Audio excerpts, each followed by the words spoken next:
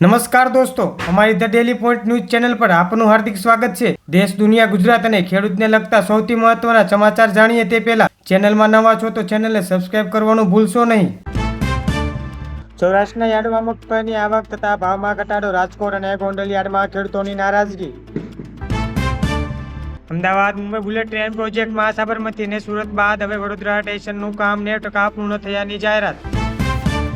સુરત પોલીસે અમેરિકન નાગરિકોને લોનના નામે છેતરતા મોટા બોગસ કોલ સેન્ટરનો પર્દાફાશ કર્યો, 15 શખ્સોની અટકાયત। દ્વારકાધીશ મંદિરને નાતાલના વેકેશન પૂર્વ દર્શનના સમયમાં ફેરફાર અને ભીડ નિયંત્રણ માટે નવી વ્યવસ્થા ગોઠવાઈ। પાલનપુર આબુ હાઈવે પર લક્ઝરી બસ અને ટ્રક વચ્ચે ગંભીર અકસ્માત, 4 મુસાફરોના મોત અને 10 ઘાયલ। અમદાવાદમાં એસજી હાઈવે પર પીક અવર્સમાં ભારે વાહનનો પ્રવેશ પર પ્રતિબંધનો કડક અમલ શરૂ કરાયો। શિયાળામાં વધતા વાયરલ ઇન્ફેક્શન અને ન્યુમોનિયા કેસોને લઈ સિવિલ હોસ્પિટલમાં ખાસ વોર્ડ તૈયાર કરાયો। ડાકોરના રણછોડરાય મંદિરે પૂનમ નિમિત્તે લાખો ભક્તો ઉમટ્યા, જય રણછોડના નામથી મંદિરની ગુંજી ઉઠ્યું।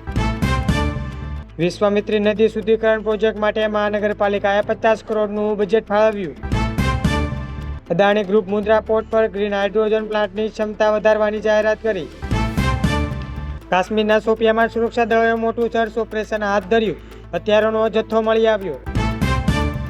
ઓનલાઈન ગેમિંગ પર 28% જીએસટી મુદ્દે સુપ્રીમ કોર્ટ કેન્દ્ર સરકાર અને ગેમિંગ કંપનીઓની દલીલો સાંભળી નિર્ણય અનામત।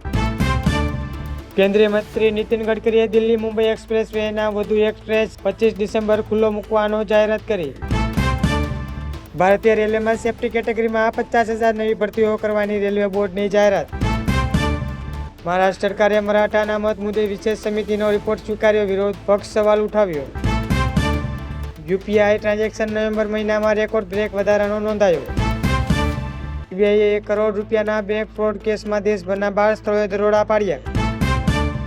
રશિયા અને ચીન સંયુક્ત રીતે ચંદ્ર પર ન્યુક્લિયર પાવર પ્લાન્ટ સ્થાપવાની યોજના પર હસ્તાક્ષર કર્યા। ગૂગલે તેનું નવું એઆઈ મોડેલ જેમિની 3.0 લોન્ચ કર્યું, જે માનવ જેવી તર્ક શક્તિ ધરાવતું હોવાનો દાવો। કેનેડાના ટોરન્ટો ભારતીય વિદ્યાર્થીઓના સમૂહ પર થયેલા હુમલાની ભારત સરકારે કડક શબ્દોમાં નિંદા કરી।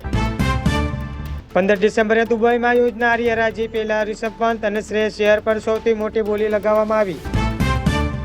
લિયોનેલ મેસીએ ક્લબ ફૂટબોલમાંથી નિવૃત્તિ અંગેના સંકેતો આપ્યા, ચાહકો નિરાશ।